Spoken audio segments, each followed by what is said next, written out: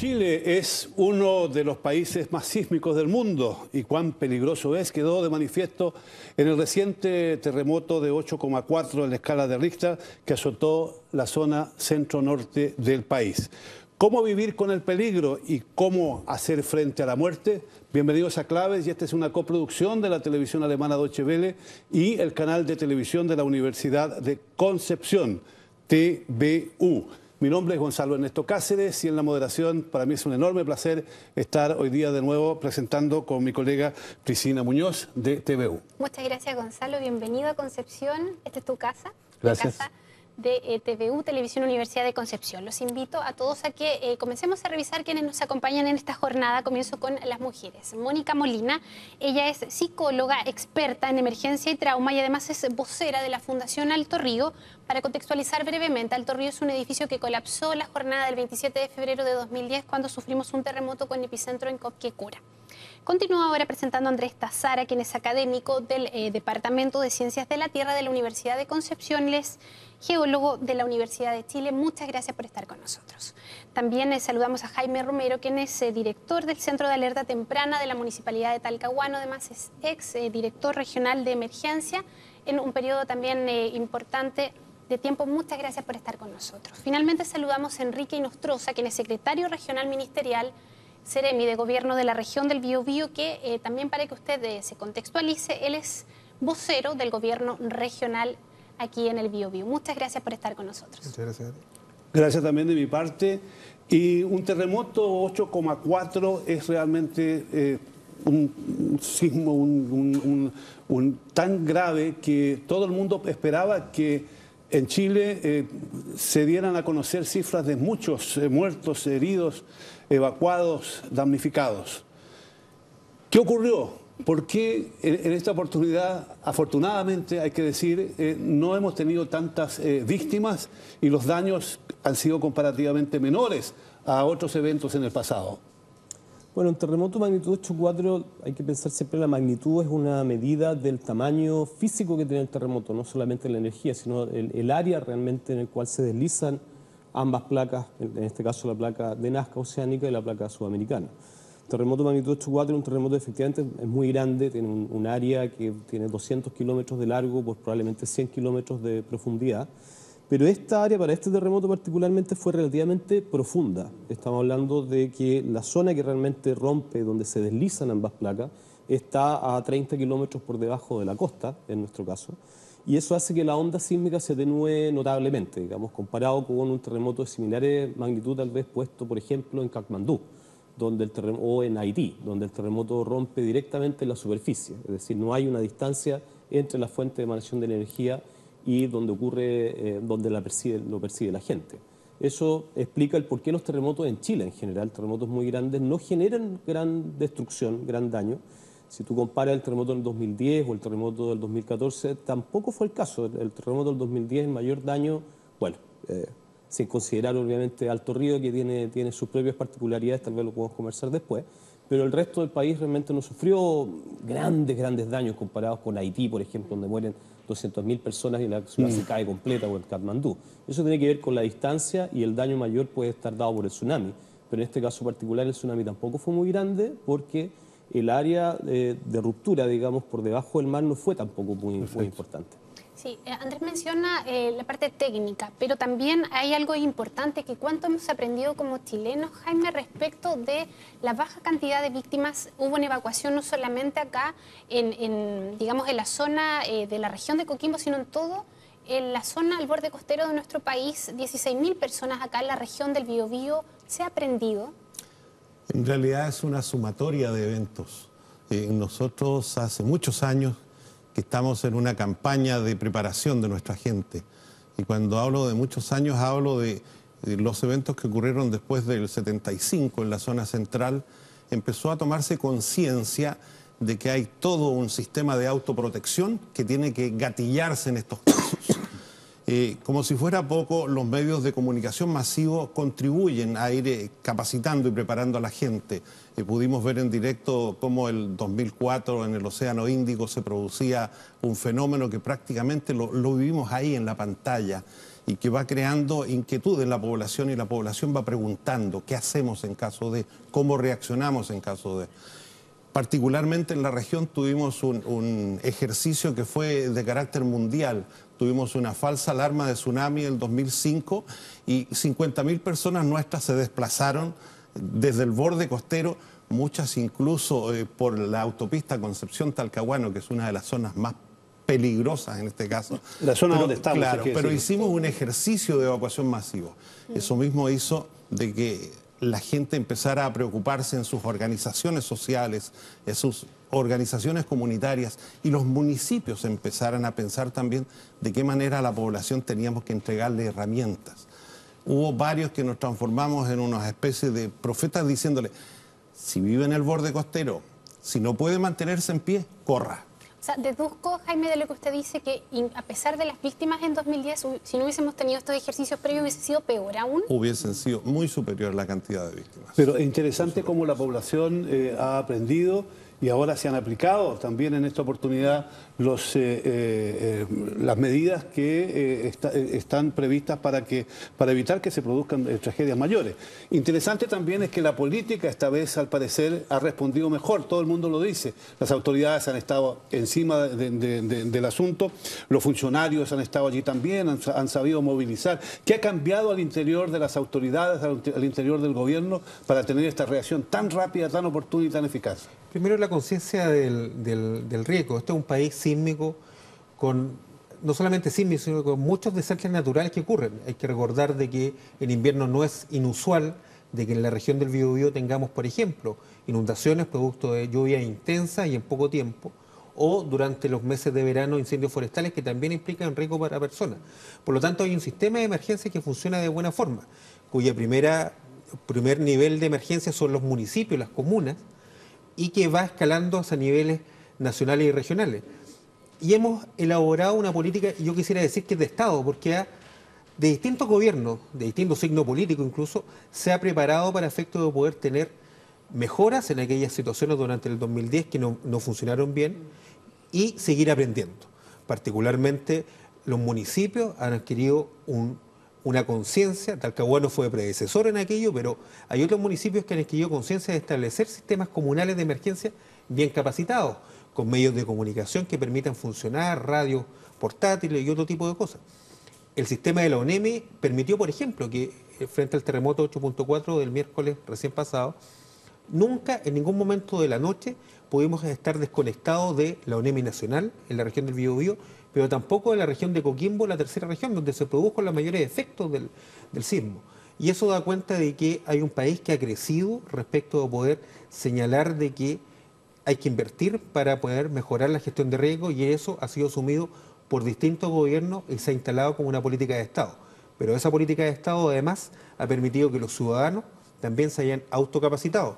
Lo que decía Jaime recién, no solamente tenemos la experiencia del 2010, el 2011 sufrimos también la experiencia de las consecuencias del terremoto de Japón en las costas chilenas. Tren de y olas. ahí, con 12 horas de anticipación, tuvimos en la región del Biobío la experiencia de poder reaccionar de buena forma y ordenado. Y ahora, con menos tiempo de antelación, hay que recordar de que este sismo fue cerca de 10 para las 19:50 horas, y a las 21:03 se tenía previsto el primer tren de olas a llegar a la región del Biobío. Y en ese tiempo, como usted señalaba, más de 120.000 personas pudieron evacuar a lugares seguros desde el borde costero. Eso habla también muy bien de la ciudadanía, que está mucho más empoderada. Sí, en ese sentido, Mónica, hablaba el Ceremi respecto de cuánto hemos aprendido. Ustedes vivieron una de las experiencias más traumáticas, fueron la postal del 27 de febrero respecto de las víctimas. ¿Ustedes se sienten protegidos hoy frente a una catástrofe con todos los elementos que hemos señalado? Por ejemplo, que a nuestros celulares llegó una alerta de tsunami de evacuación. ¿Las cosas han cambiado? ¿Se ha aprendido? Sí, mira, los sobrevivientes del edificio Alto Río, que son los que hemos fundado finalmente esta organización Fundación Alto Río, sentimos que hoy día estamos mucho más protegidos de lo que estuvimos en el año 2010. Principalmente porque estas experiencias que hemos tenido, y recordemos que este año hemos tenido en nuestro país un récord de eventos, ¿sí? Estas experiencias sin duda nos han enseñado como ciudadanía de alguna manera también a hacernos responsables y cargo de lo que tenemos que hacer nosotros como ciudadanos comunes, porque sin duda las autoridades están tomando cartas en el asunto, están mejorando protocolos, mejorando la tecnología que va a estar al servicio de la reducción del riesgo, pero sin duda la ciudadanía tiene que asumir un rol protagónico respecto de su propio cuidado. Y en ese sentido, en el caso de la región del Biobío y particularmente en Concepción, nuestra percepción es que la ciudadanía sí ha tomado un rol protagónico, y parte de ello tiene que ver con el trabajo de la Fundación Alto Río, su trabajo de capacitación a la comunidad, acercamientos a los municipios y a las organizaciones, precisamente para mantener instalado este tema, porque nos parece que la educación de las familias es fundamental en este sentido. Don Jaime, podemos decir que desde el punto de vista de la prevención, hoy día los chilenos se pueden sentir seguros, o no hay seguridad en un terremoto. Se puede quizás en un terremoto de esta magnitud, como este o como el de Japón, porque hay una serie de imprevistos entre medio. Entonces, ¿qué infraestructura tiene el país y cómo responde esa infraestructura realmente a los desafíos que en teoría existen? Bueno, hay todo un componente que tiene que ver con infraestructura habitacional. Nuestras ciudades desde el año 39, con el terremoto de la zona central, el del año 60 y todo lo demás, fue cambiando las normas de construcción. Ya no tenemos en nuestros campos casas de adobe, construcciones con esas tejas pesadas que se caían con tanta facilidad. Todo eso ha llevado a que sean muy rigurosas las normas constructivas en el país. Por ese lado, por el lado de la infraestructura, tenemos esa certeza. Por el lado de la información, ha surgido una serie de inquietudes en quienes estuvieron durante mucho tiempo enclaustrados, como era el caso de las universidades.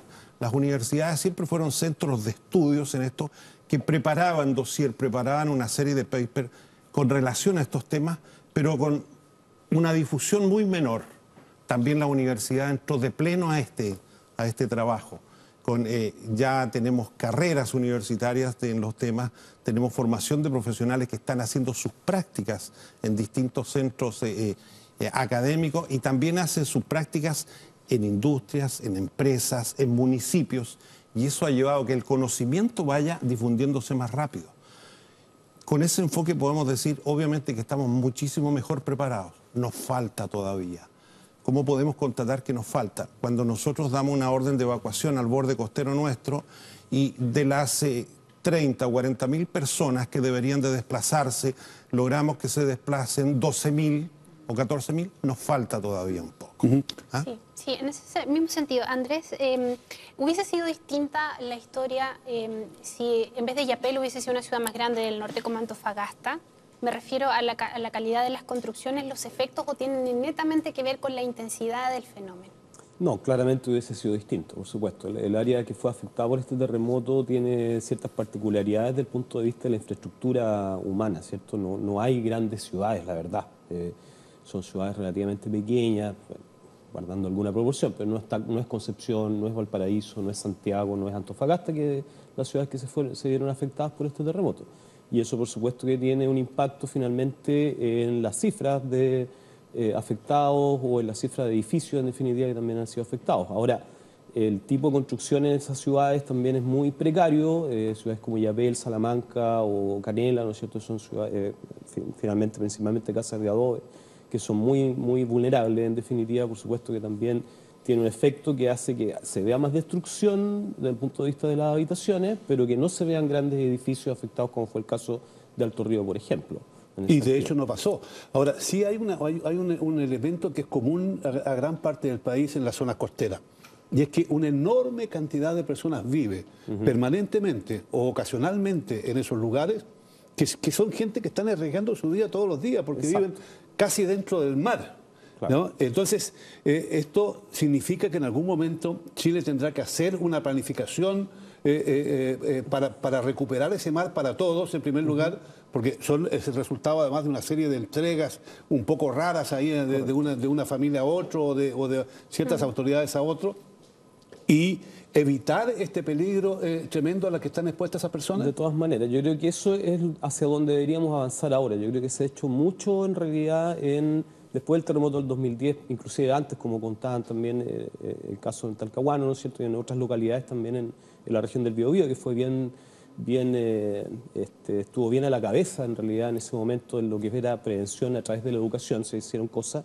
Se ha hecho mucho más después del 2010 en términos de infraestructura por parte del Estado, digamos, no solamente para proveer a los sistemas de emergencia en realidad de un mejor sistema de comunicación, sino también, por ejemplo, el servicio sismológico, que ahora se llama Centro Sismológico Nacional, ha crecido enormemente. Lo mismo uno debería decir por parte de Senagemic, que el Servicio Nacional de Geología y Minería, que también son quienes están encargados de el monitoreo de los volcanes. También es un trabajo impresionante el que se ha hecho, increíble. Chile está tendiendo, digamos, a ser el país mejor monitoreado del hemisferio sur, probablemente. Pero lo que hay que hacer ahora realmente yo creo que va por el lado de la planificación, justamente. Planificación territorial que considere la componente de riesgo como una componente fundamental dentro de qué es lo que vamos a hacer con el territorio. Y el riesgo hay que entenderlo, perdón que me explaye un poco acá, pero creo que es bueno contextualizarlo. El riesgo al final es la multiplicación entre el peligro natural y la vulnerabilidad de la sociedad que está instalada sobre ese territorio. Si no existiese una sociedad en ese territorio, estos peligros no devendrían en riesgo por el simple hecho de que no están afectando, digamos, una sociedad vulnerable. Y ese peligro está siempre presente, siempre así, como tú también lo mencionabas, digamos, la gente que vive en el borde costero está siempre expuesta a ese peligro. Siempre, en cualquier momento puede ocurrir, y lo más que nos podemos acercar nosotros los científicos es a tratar de determinar cuáles son las áreas que tal vez podrían estar más propensas y cómo esa propensión va cambiando tal vez en el tiempo, sin siquiera tratar de acercarnos a lo que es una predicción realmente de un terremoto, claro, sino más bien estudiar esa propensión. Pero la vulnerabilidad debiese irse reduciendo en la medida que se incorporen realmente este conocimiento dentro de la planificación territorial. Sin lugar a dudas, la reconstrucción es una oportunidad para poder mejorar esta situación, proceso de reconstrucción que ya vivimos acá, Mónica. Este programa, gracias a este trabajo mancomunado, se va a ver en toda Latinoamérica. A lo mejor me quedo corta, Gonzalo, más allá de Latinoamérica. ¿Y cuál es la experiencia que nosotros le podemos entregar a la comunidad internacional de cómo hemos estado enfrentando estos procesos de reconstrucción con terremotos tan seguidos en el país? Mira, hay un ingrediente, una condición que siento que todavía no está siendo muy investigado, muy trabajada en nuestro país, que tiene que ver con el comportamiento humano, porque avanzamos en protocolos, mejoramos la tecnología, pero todavía no está siendo del todo trabajado el comportamiento humano en situaciones de emergencia, que también es algo que está pendiente y que debemos seguir avanzando en aquello. En ese sentido, y en función de mi experiencia, afortunadamente Chile siempre está expuesto a situaciones, a eventos, pronunciamientos de la naturaleza, como digo yo, y esa experiencia nos permite ir aprendiendo vez tras vez. Por lo tanto, nuestra población, gracias a esa exposición involuntaria, espontánea, ¿cierto?, nos obliga a mantener en la retina o en la conciencia que tenemos que estar preparados, que tenemos que generar un plan de acción cuando ocurre un evento, que yo vivo en una zona que está expuesta a tal o cual condición. Por lo tanto, el estar expuesto a situaciones de emergencia definitivamente genera o afecta el comportamiento de la población, porque te obliga a planificar, te obliga a tomar conciencia, ¿sí? Yo diría que es una desventaja cuando tú no tienes conciencia de que estás expuesto a un riesgo, ¿sí? Sería absurdo vivir en una zona que tú sabes que está expuesta a situaciones y no estar preparado para aquello, ¿sí? Y lo segundo que me parece que es clave es que, sobre todo en los procesos de reconstrucción, es necesario que las conversaciones sean transversales. No sirve un proceso de reconstrucción cuando solamente las autoridades están planificando desde su prisma o desde lo que les parece que es más conveniente para la población o para los damnificados o afectados. Necesariamente un proceso de reconstrucción tiene que incluir la voz de todos los actores, porque un gobierno puede determinar que es necesario, ¿cierto?, para hacer un buen proceso de reconstrucción, edificar casas, y pudiera ser. Pero esas casas tienen que estar edificadas de la mejor manera posible, con entornos para que la población también pueda compartir, como lo hacían antes o mejor que antes, y resguardar la convivencia de las personas que allí van a habitar. Entonces, me parece que es fundamental que los procesos de reconstrucción sean conversados y dialogados entre todos los actores. Las autoridades, sin duda alguna, siempre están en el primer foco de atracción de los medios cuando se produce una tragedia de este tipo, y su reacción es fundamental. ¿Qué ha aprendido el gobierno de Chile, entendiendo por gobierno de Chile todos los gobiernos que hemos tenido, o sea, no solo de una línea política, en la necesidad de tener una política de Estado con respecto a la cual usted hacía referencia también antes, para atacar este asunto en todos los campos. Es decir, no solo en la emergencia, sino que también en la investigación, en la atención a las víctimas, en saber cuál es la experiencia, en la creación de infraestructura para salvar personas o también para impedir que esas personas estén en peligro. Hay una línea, diría yo, cierta en esa dirección. ¿Es seguro que por ahí marchamos como Estado en Chile? Yo creo que hay un concepto que resume lo que hemos estado conversando en este panel, que es la gestión de riesgo. Esto ya no es la catástrofe que se produce y el Estado reacciona posterior, sino que cómo nosotros gestionamos los riesgos que existen en un país como Chile. Riesgo, por ejemplo, el riesgo respecto a un sismo como ocurrió en Chile, o sismo que ni siquiera ocurre en el territorio nacional y que afectan las costas chilenas, como por ejemplo ocurrió en el año 2011 con Japón, donde se vio afectado la costa chilena. Y en ese aspecto uno tiene que hacerse cargo de los riesgos desde todo esto. La planificación urbana es muy importante. Nosotros vamos a seguir mirando al mar. En la región del Biobío hay más de 148 localidades que son costeras, pequeñas caletas de pescadores, esta grandes ciudades, y son personas que tienen su vida ligada al mar. Tenemos que trabajar con ellos para efecto de poder prever permanentemente. Obvio. Un pescador artesanal no podemos pedirle, como alguna vez alguna autoridad señaló, de que guarden sus botes en la costa y después se vayan a vivir a la ciudad. Eso no ocurre. Ellos tienen una cultura ligada al mar y lo que tenemos que trabajar con ellos son programas que permitan aminorar los riesgos cuando ocurra una situación de riesgo como un maremoto o tsunami. Luego, planificación urbana. Segundo, mejorar las capacidades que tiene el Estado en su conjunto para efecto reaccionar, mejorar sistemas de comunicación, establecer presupuestos que permitan tener alarmas de buena forma, dotar de presupuesto a las oficinas de emergencia. Y tercero, algo que bien decía nuestra representante de la Fundación Alto Río, que incorporar en toda esta gestión a la comunidad. Importante, sí, muy importante eso, pero a mí me hace falta algo todavía. Y es que en algunos países la situación de catástrofes no es vista como algo que puede acontecer a largo plazo, sino que todos los días. No solo de terremotos, sino que de cualquier otro tipo de catástrofe. Y las instituciones de gestión, de manejo en medio de este caos, adquieren un carácter técnico. Y se han construido, hay países, Alemania por ejemplo, que han establecido unos servicios especiales técnicos que están todo el año trabajando en la gestión de lo que puede ser conflicto y al mismo tiempo complementando el trabajo que se hace en la población. ¿Por qué eso no se puede hacer en Chile? A pesar de que la presidenta, tengo entendido que lo anunció el 21 de mayo, como una medida que había que adoptar. Nosotros estamos mirando hacia ese horizonte, porque efectivamente durante muchos años hemos sido 100% reactivos. Siempre fuimos después de los grandes eventos, incluso la institucionalidad nuestra estaba planteada en esos términos. Nosotros siempre tuvimos un plan de emergencia, pero reactivo. Una vez que ocurrieron los eventos, nosotros movíamos todo el aparataje estatal para ir en ayuda de los damnificados y los demás. Esto cambia el concepto cuando nosotros promulgamos un plan nacional de protección civil, bajo un concepto distinto. Dijimos, nos preocupamos siempre del después, lo que nos pasó. El durante, estamos en el durante, pero delante nunca nos habíamos preocupado. Está cambiando ese enfoque. Qué bueno. Institucionalmente, el gobierno todavía no ha logrado cimentar esta conciencia en las organizaciones de base, como le llamo yo, que son los municipios. Hay municipios que esto lo han comprado al 100%.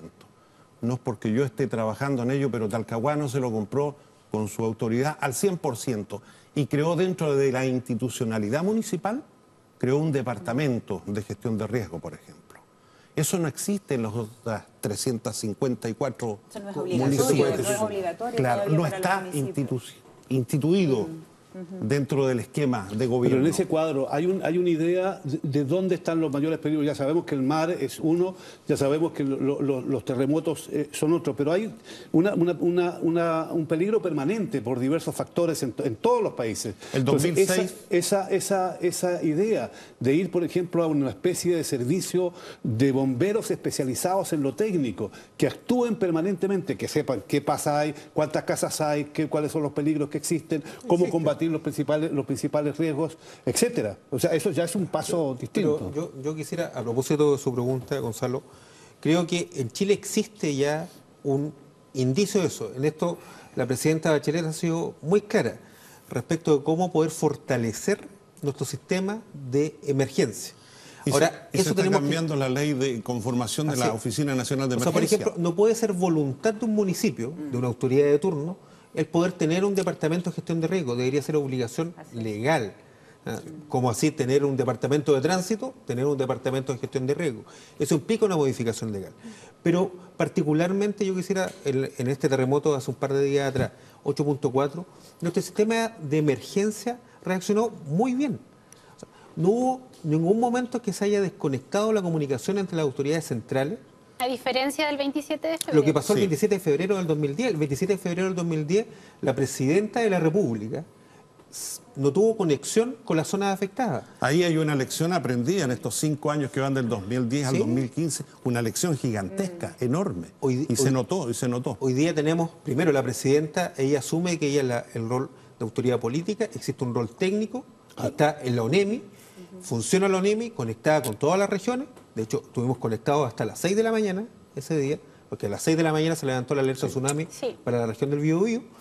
Luego la presidenta asume que su rol es comunicar con datos objetivos y luego recorrer y poder contratar como autoridad política los datos del desastre. Sí, Seremi, ese es un tema importante, pero lo que nosotros sabemos es que esto probablemente siga ocurriendo, Andrés. Y eso es lo que nos preocupa. Yo tengo acá como antecedentes la cantidad de volcanes que tenemos. Tenemos también una serie de fallas. ¿Vamos a seguir viviendo esto? ¿Vamos a tener que aprender a vivir con esto? Yo creo que como país ya aprendimos. En realidad uno nace en Chile, depende de cuándo naciste, ¿no? Yo siempre se lo digo a mis estudiantes, la verdad es que nosotros desde el punto de vista de un académico de ciencia de la Tierra o estudiantes que estudian geología, vivir en este momento es un privilegio para nosotros. Puede que para el resto de la gente le suene un poco fuerte, pero la verdad para nosotros impacta, un poco impactante puede ser.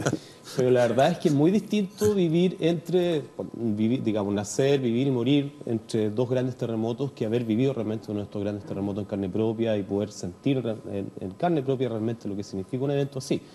En ese sentido yo creo que tal como tú lo decías, digamos, mientras más expuesta está la población en realidad a desastres naturales, más preparada también está simplemente por la simple exposición, por saber que existen esos peligros naturales que pueden devenir en desastres. Y en ese sentido es bueno saber, por cierto, digamos, de que esto va a seguir. Ahora, pero en concreto, ahí surge una pregunta que la hace todo chileno en este momento. Dicen, ¿dónde viene el próximo grande terremoto? Estamos esperando un gran terremoto. ¿Se está esperando realmente un gran terremoto? ¿Qué se está esperando? ¿Puede ocurrir realmente? Más todavía, no se puede decir cuándo, pero ¿en qué lapso de tiempo se espera esto que se viene esperando? ¿Y por qué se espera? A ver, es que un gran terremoto, en realidad habría que pensar, mira, los terremotos que hoy hemos vivido nosotros, el 8.8 fue un gran terremoto. El terremoto de la semana pasada también, digamos, están considerados como dentro de los grandes terremotos de la historia de la humanidad, digamos, medidos, ¿no? Un 8.4, un 8.5, en realidad 8.5 es como el límite a los realmente terremotos gigantes, como llamamos nosotros. Ahora, un terremoto realmente gigante es un terremoto de magnitud 9 para arriba, ¿ya? Que son terremotos como el de Valdivia. Como el de Valdivia fue 9.5, que fue realmente el terremoto más grande medido instrumentalmente en el planeta, pero a partir de estudios paleosismológicos, es decir, que estudian la recurrencia de los terremotos en los registros sedimentológicos, digamos, ¿no? Ya no en la historia, terremotos como ese han ocurrido siempre, digamos, y en todas partes. La verdad es que cualquier zona de subducción del planeta tiene esta particularidad, ¿no es cierto?, de generar grandes terremotos y generar grandes tsunamis también.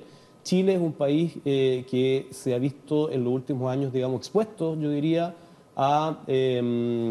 por una condición muy particular, porque efectivamente se había estado acumulando energía desde el terremoto del 60, que fue, digamos, 1960, pero previo a eso, 400 años antes, había habido un terremoto de igual magnitud. Y si uno recorre la costa y hace estos estudios paleosismológicos, te das cuenta que en todos los segmentos hay han habido terremotos grandes y esperamos que sigan ocurriendo. Ahora se va llenando, ¿no es cierto?, este gap sísmico, esta brecha sísmica. Una brecha sísmica nosotros la llamamos cuando hay un sector, un segmento de tu zona de subducción, de tu margen activo como el margen chileno, que no ha tenido un gran terremoto en cierto lapso de tiempo. Y efectivamente no hay sismicidad dentro de esa zona, eso es porque ambas placas están completamente acopladas y se sigue acumulando energía hasta un punto en el cual, digamos, la elasticidad de la Tierra ya no soporta más y se genera el terremoto que uno espera. De esos gaps sísmicos quedan 2 o 3, digamos, importantes en el país. ¿Norte o sur? Norte y sur. O norte, centro y sur. Bueno, que son tres. Porque en el norte, la verdad es que en el norte, digamos, es el problema. El terremoto de 1877, de 1868 fue en Perú y 1877 en Chile. No se conoce realmente muy bien cuál fue el largo de ese terremoto.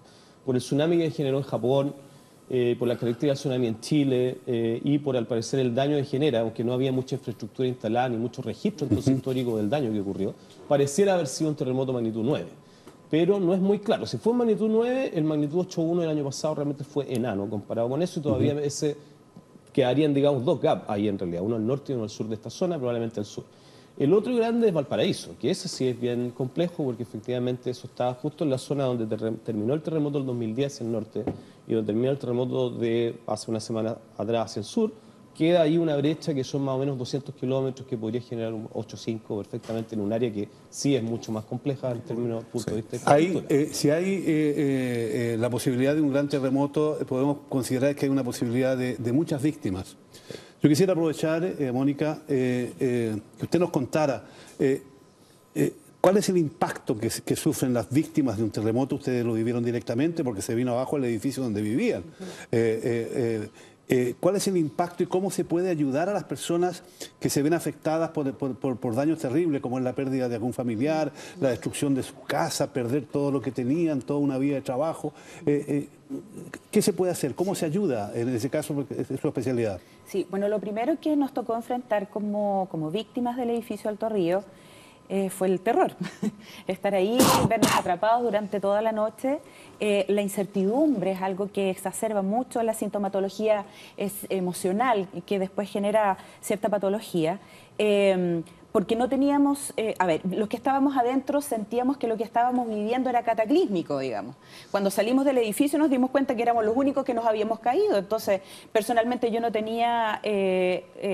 pensaba que nos fueran a rescatar. Porque me imaginé que todos los servicios de ayuda iban a estar tratando de rescatar a todos los edificios que se habían caído en Concepción. Y me sorprendió que llegaran a bomberos, qué sé yo, cuando sentí las balizas. Entonces, la incertidumbre es algo que muy nefasto, digamos, para la experiencia emocional, psicológica de las víctimas.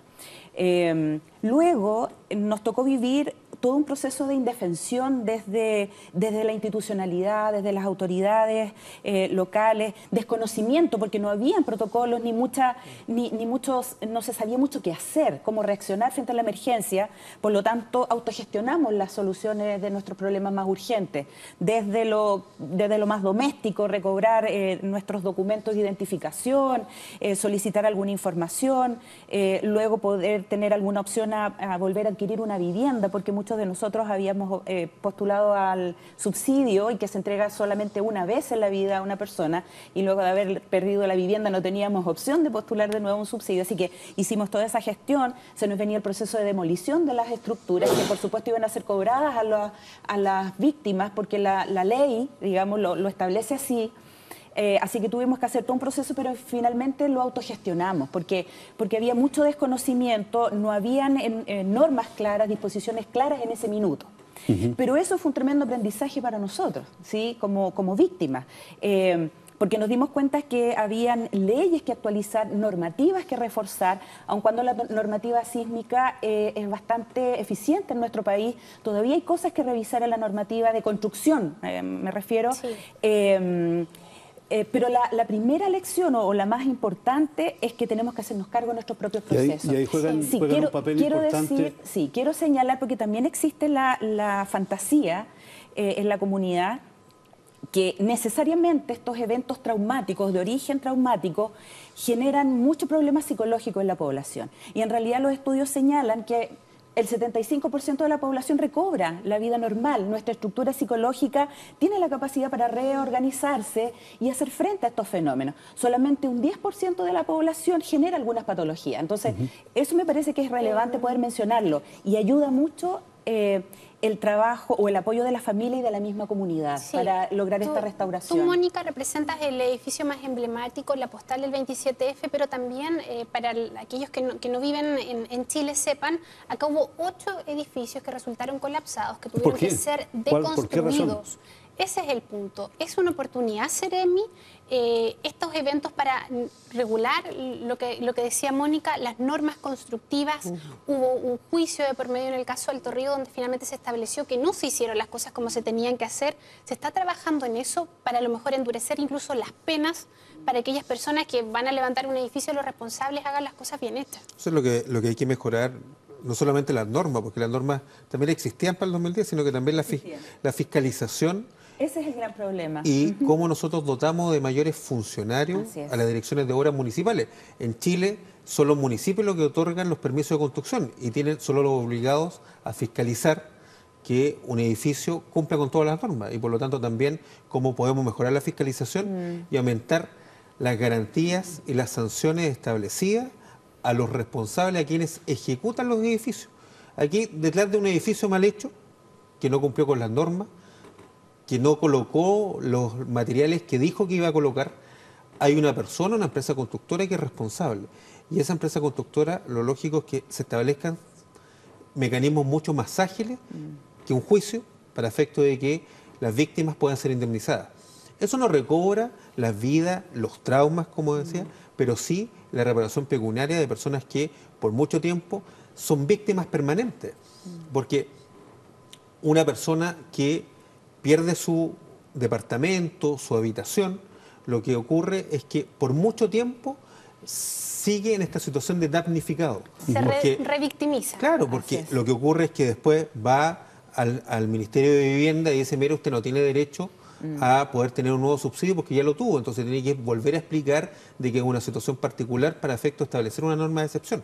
Hay aprendizaje para efecto de poder automatizar ciertos mecanismos que impidan que las personas se vuelvan a victimizar. Pero para no perder el foco, aquí también hay legislación que se tiene que cambiar y en eso es parte de la reforma al sistema de emergencia de riesgo que permite que también garantizar de que un ciudadano cuando quiere una vivienda tenga plena certeza de que esa vivienda está bien construida y cumple con las normas que puedan hacer frente a un evento natural como un terremoto. Estamos llegando ya al final del programa. Pero yo no quisiera dejar fuera de la conversación un tema que a nosotros nos toca directamente, el papel de los medios de comunicación. ¿Ha cambiado o es todavía la búsqueda de un poco de sensacionalismo el que se persigue? ¿O hay una actitud distinta de los medios? Pero sobre todo, desde el punto de vista de quienes trabajan haciendo grandes esfuerzos en esta catástrofe, ¿qué esperarían ustedes del papel de los medios de comunicación para que este trabajo que ustedes realizan fuera mucho más efectivo? Con el tiempo ha ido variando un poco el foco de los medios de comunicación. Hubo una época en que en realidad se buscaba la nota que fuera impactante, que lograra producir un efecto en la población. Ahora ya forman parte del problema, forman parte de la solución. Las entrevistas están más personalizadas y están más dirigidas a buscar los requerimientos que tiene la población, las necesidades que se producen. Hay muchos medios que, por la velocidad de sus desplazamientos, llegan antes que los equipos de respuesta establecidos. E indudablemente ellos hacen el lazo, el nexo, para que la autoridad correspondiente pueda llegar hacia ese sector. Tienen facilidad para llegar a muchos lugares muy rápidamente y eso indudablemente ha mejorado este nexo de comunicación entre la ciudadanía, las autoridades y el medio, que es el que hace este nexo. Esperaríamos indudablemente nosotros que esta pudiera servir también el papel de los medios de comunicación en esta campaña de concientización, de educación, que tomaran también un rol más activo en tener programas, microprogramas de capacitación a la gente, microprogramas de enseñanza a toda la población. creo que por ese camino va este especie de joint venture que se está haciendo entre los equipos de respuesta, las autoridades y los medios de comunicación. Sí, sería un punto solamente para... Es importante lo que dice Gonzalo, Jaime, al respecto, porque al menos acá en Talcahuano, evacuación del borde costero, no toda la población quiso evacuar. Entonces es un proceso importante para los medios hacerse cargo también de ese llamado y empujar a la población a salvar su vida. Por cierto, y sobre todo estar muy atento a lo que dicen los estudiosos de estas materias, ¿no? Que generalmente son bastante... los tres focos que nos dice Andrés que están ahí. Exacto. O sea, en todo caso, ahora entrando directamente a la parte final, solo resta agradecerles a ustedes esta información que sin duda alguna será atractiva para muchas personas. Pero una última palabra. ¿Cuál es el consejo de un experto en sismos para los ciudadanos de cualquier parte? ¿Qué deberían hacer en el día a día? ¿Qué se debería hacer en las escuelas, por ejemplo? Bueno, es un poco lo que estábamos hablando, lo dijeron ustedes también antes de empezar el programa. Hay que tener mucha conciencia de cuál es el riesgo o el peligro, digamos, particular en tu zona, donde tú estás viviendo, donde tú estás yendo a clase, donde tú estás trabajando, ¿no es cierto? Conocer muy bien realmente cuál es el riesgo relacionado esencialmente con la infraestructura que te está rodeando, poderlo controlar, poderlo manejar y poder tener una cierta certeza de que yo tengo cierto control, digamos, en ese aspecto más pequeño. Si bien no puedo controlar nada de qué es lo que va a pasar con la naturaleza ni cuándo va a venir el terremoto, sí puedo controlar qué es lo que pasa en mi entorno. Y en eso uno debería estar preparado. Yo creo que la responsabilidad de todos es estar preparados frente a eso. Sobre todo también los niños, que son los que tienen que aprender el futuro y hacer simulacros en las escuelas. En muchos países es algo muy importante, pero no perder de vista que la naturaleza no es cruel ni animosamente violenta. Dice una persona que en una crónica que leí hoy día en los periódicos chilenos, somos nosotros, en verdad, quienes podemos elegir caminos para reducir riesgos que se producen con los desastres naturales, pero al mismo tiempo visualizar y planificar el desarrollo sustentable del país y prevenir a largo plazo. Gracias por acompañarnos, gracias por estar con nosotros.